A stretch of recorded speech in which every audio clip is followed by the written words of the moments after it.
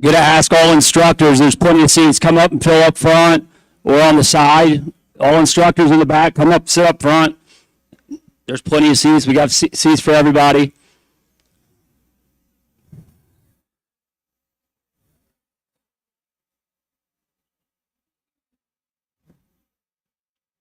All right, before we get started, I'm not worried about our instructors having to watch our students today. It's a Veterans Day assembly, so without being said, I want full attention and listen to what's being said today. Very important day for everyone. So please pay attention. Stay quiet the whole time. Give us your full attention, please. I'd like to welcome everyone to the Scioto County Career Technical Center's Veterans Day recognition. At this time, if you would stand for the SCCTC collar guard and remain standing for the presentation of collars.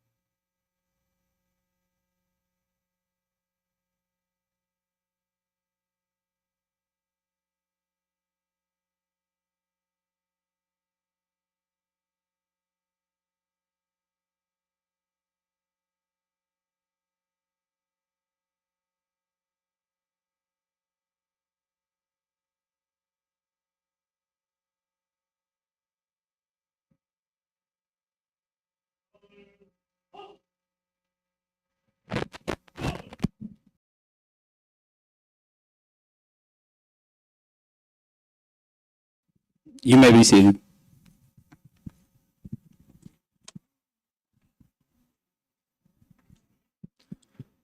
What is Veterans Day? The question might be even more important than the history. It is the answer that tells children what this day means for us Americans. It is more than a memorial for soldiers that died in the wars. Veterans Day celebrates the current living soldiers as well as those that we have lost.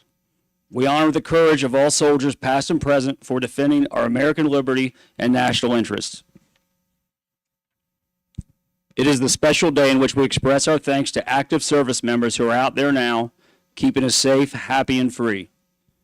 As a nation, we have prospered because we've always had citizens willing to stand up and answer the call to serve in hours of need. Our national resolve has been expressed by millions who have worn the military uniform. Today we honor our veterans, past and present, for their unyielding sacrifice and dedication to our great nation. I would like to take this time to offer a special thanks to our service members here, Mr. Kilroy and Mr. Hatfield, and also our faculty and staff who have served our country. If you would please stand to be recognized when I call your name. Mr. Rick Stringer, United States Navy, 1990 to 1994. Mr. Eli Riggs, United States Army, 1982 to 1986. Mr. Doug Compton, United States Air Force, 1995 to 1997. And Mr. Randy Dalton, United States Marine Corps, 1993 to 1997.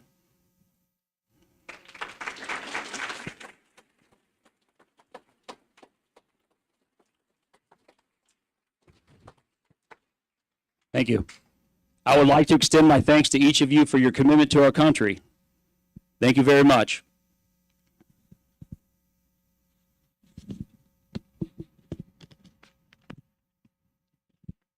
What does it mean to be a veteran? Being a veteran means you're willing to give everything and expect nothing in return. It means that you have volunteered to serve so others have a choice. The choice to say what you think, to worship as you choose, to be what you want to be, the choice to live where you want to live. Being a veteran is being part of a brother and sisterhood. It is something that you carry with you for the rest of your life.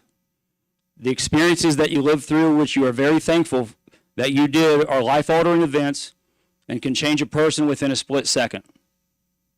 Being a veteran means learning what the measure of a person is who they are, not what they are.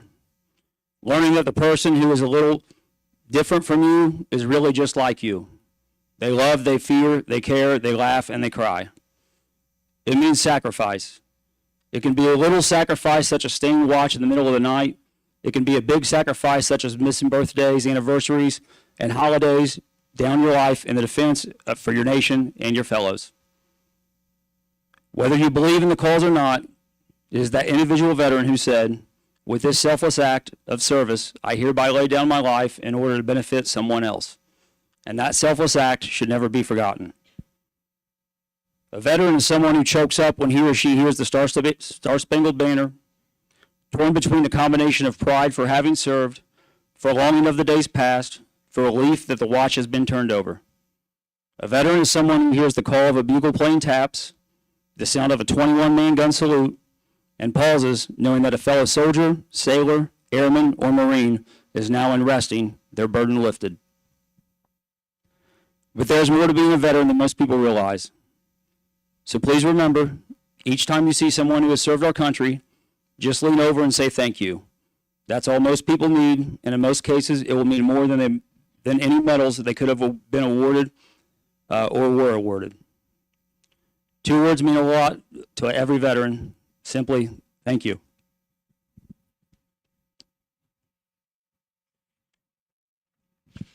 Our guest speaker for our Veterans Day recognition is Master Sergeant Shane Hatfield. He is a '93 graduate of Minford High School. He joined the United States Marine Corps in 1992 at the beginning of his senior year. After basic training in infantry school, he was stationed in Bangor, Washington for a year as a Security Force Marine. After 1 year, he was then assigned to 2nd Battalion, 1st Marine Corps in Camp Pendleton, California, and conducted 2 overseas deployments with the 11th and 13th Marine Expeditionary Unit, special operations capable. In 1997, he was promoted to sergeant and was assigned as an instructor at the School of Infantry at Camp Pendleton, California, and in 2000 received an honorable discharge and returned to Ohio. He worked as a welder in the Glockner Trailer Shop for 5 years. He then went to the Highway Patrol Academy for police officers and became a Portsmouth police officer in 2006 until 2012. Master Sergeant Hatfield joined the Ohio Army National Guard in 2007 and was assigned to the 191st Engineer Company in Portsmouth.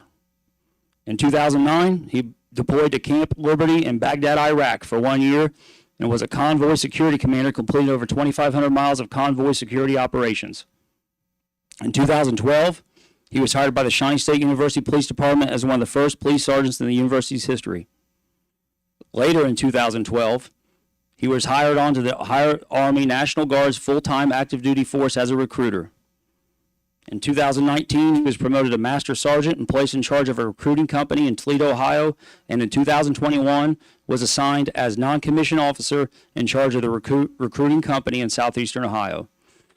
Master Sergeant Hatfield will transition to Master Trainer in December 2022, and in November of 2023, he will retire from the military with over 24 years of combined military service and 20 years of active duty service to our country. At this time, please give a warm welcome to Master Sergeant Shane Hatfield.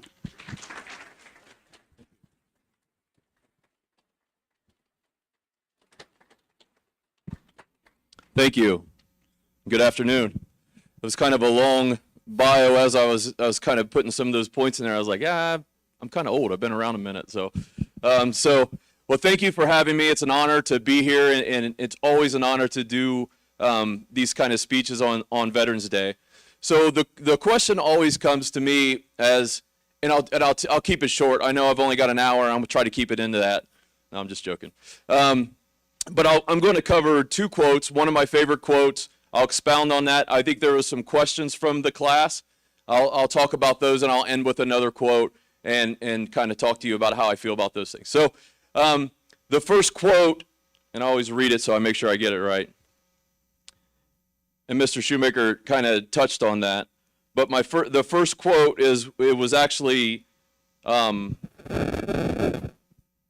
the wall when I was in the Marine Corps. It was on the wall inside of our barracks. And it said, a veteran is someone who at some point in their life wrote a blank check made payable to the United States of America for an amount of up to and including their life. And it's always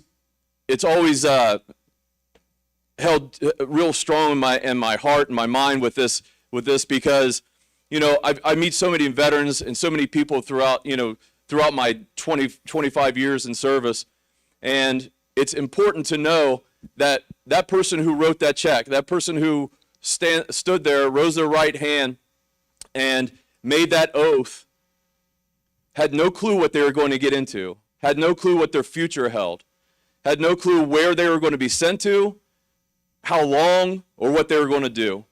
But they did it anyway, and they did it for you. You know, so that quote says for check made payable to the United States of America, that's you. That's your parents, that's your grandparents. Those are people, that's one person, and right now, across the United States, there are hundreds, if not thousands of people raising their right hand right now, young people just like you, raising their right hand right now to serve you. And you don't think about that kind of stuff. You know, it's easy to take it for granted every day as you go about your life and you're in class and you're thinking about what you're doing after school, you're thinking about pizza on Friday or the ball game or whatever. It's easy to take for granted what folks are doing right now to protect you in the future. You know, so it's always been one of those quotes that have always really stuck with me, because no matter what you do, whether you serve in combat or whether you don't, you stood there and raised your right hand, not knowing what you would do, not knowing what the future would hold for you.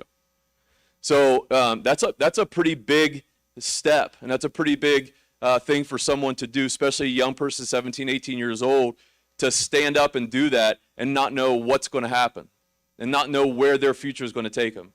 But they did it for service. They did it for you, for this country, this great country that we live in. And we live our country is very up and down and divided in a lot of ways. And you can sit there and you can you can put those into politics and all the things that are happening. I'm not even going to get into it. But all the things that are happening across our nation, but we still live in the greatest nation in the world. We still live in the greatest country in the world, by far. Even with our problems, even with our ups and downs, even with our struggles, we still live in the greatest country in the world.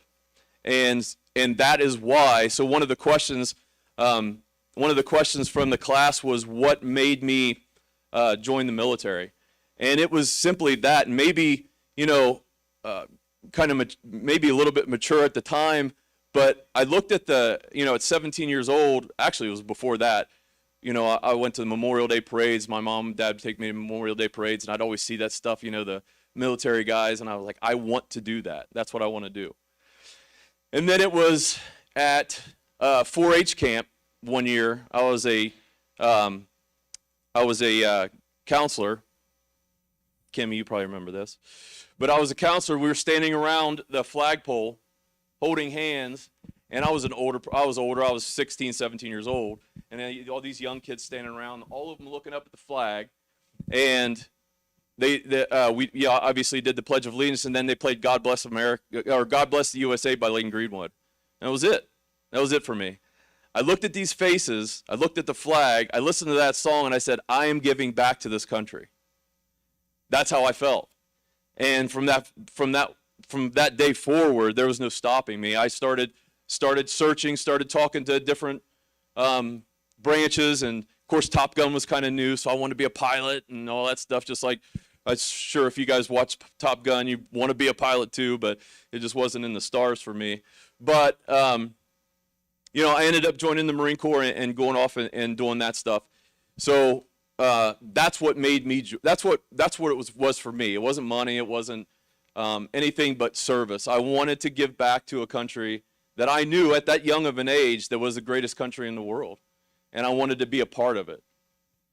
So let me look at my questions here, make sure I answer all of them. All right, what is the best memory from your time serving?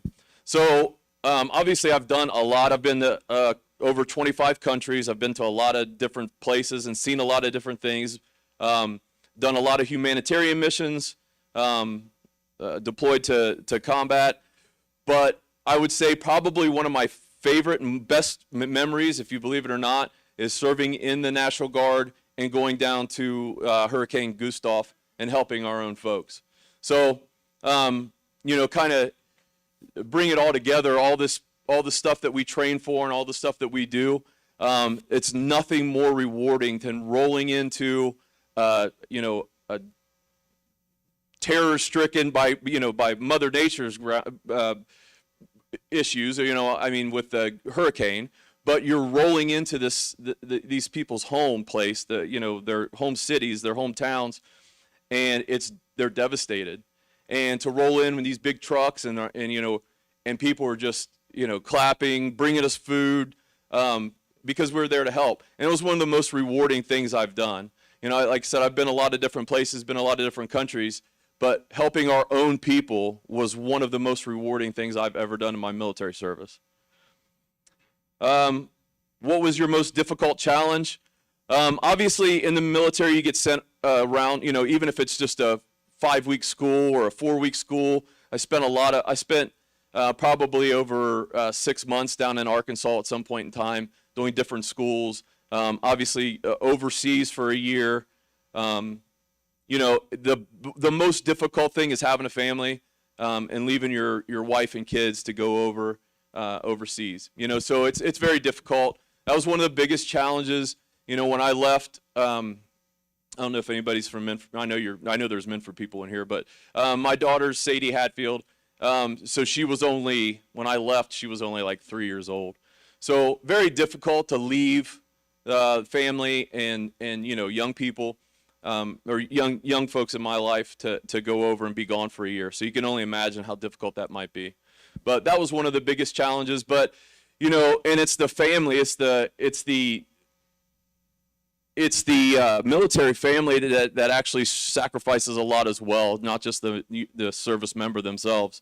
So, my family suffered. Of course, I'm gone, so for my wife, it's really tough for her to juggle everything and sports and all the stuff with the kids, and so that was probably one of my biggest challenges.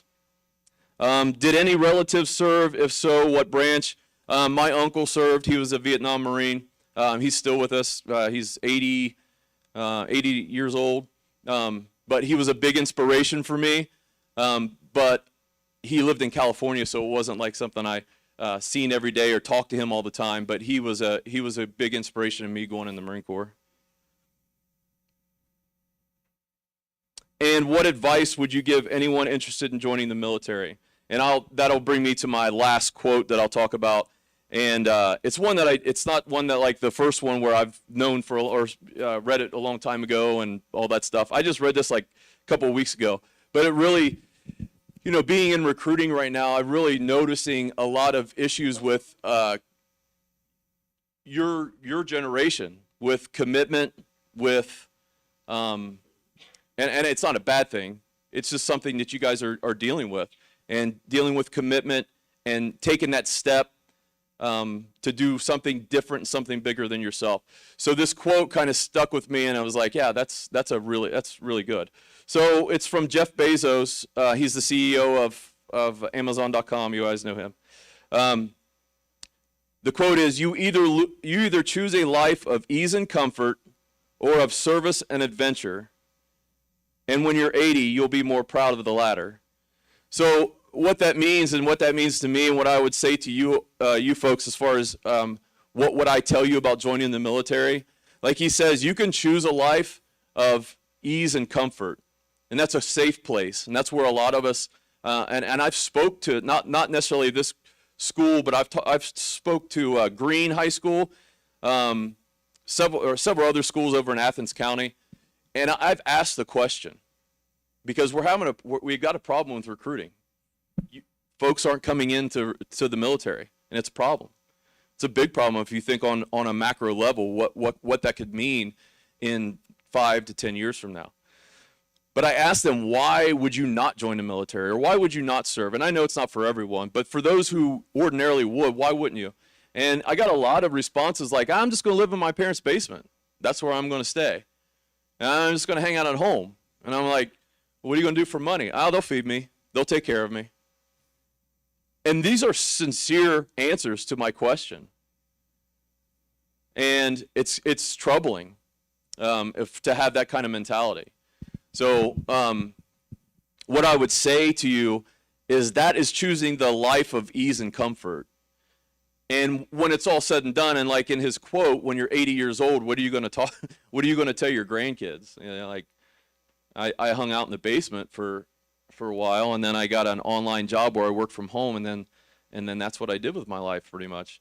Or are you going to choose a life of service and adventure? So there's nothing more rewarding, like I said earlier, nothing more rewarding than serving the people of your community, your state, your country. It's an amazing feeling, and being a part of the military it encompasses all of that. It encompasses service, it encompasses adventure. And you know, before I was 21 years old, I was in 21 different countries. I mean, who can say that? You know, not a whole lot of people can say that. You know, so I've done a lot, I've seen a lot, and when I'm 80 years old, if I make it that long, God willing, I'll be able to talk about those things that I've seen and I've done. You know, so that's one of the biggest things that I will tell you as far as what I would tell you about joining the military. It has its ups and downs, just like every job. You start at the bottom and you work your way up, just like every job. But the reward at the end is it can't be matched. It really can't. Knowing that you served, knowing that you were there, knowing that you were that person who raised their right hand, like Mr. Pennington, raised your right hand and said you would serve, said you would put your life on the line if need be. That's amazing, right? So that's what I would tell you about joining the military. The service, the experience, the reward at the end is just amazing. So listen, I really appreciate you guys allowing me and asking me to come here, Mr. Shoemaker, and speak. I hope you got something out of it. And if you ever have any questions about the military, obviously we're always around, or somebody from our office is always around. So thank you very much. Thank you, veterans. I appreciate you all. Thank you.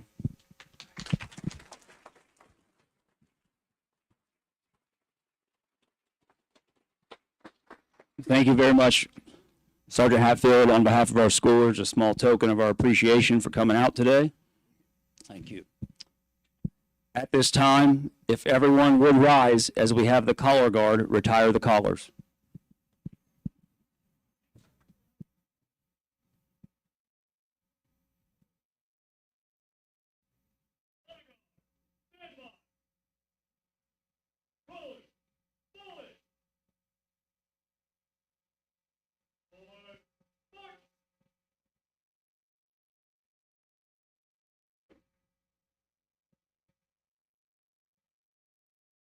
Colors, halt!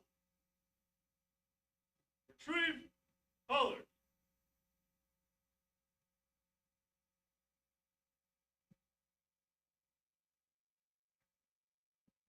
Present arms.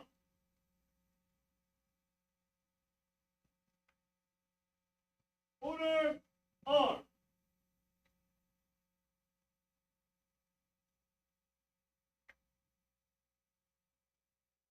Out, face. Forward, march.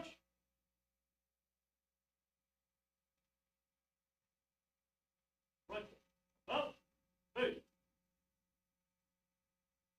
Forward, march.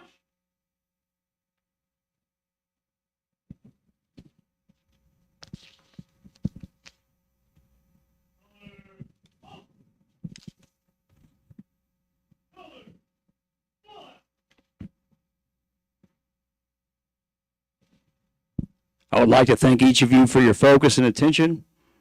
Please keep in mind our veterans not only on November 11th, but every day thereafter.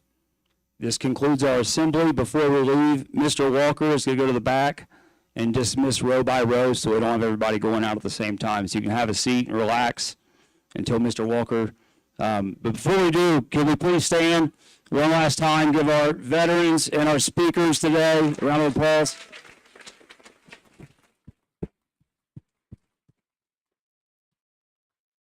And students, thank you for being attentive and very respectful during the assembly. Thank you.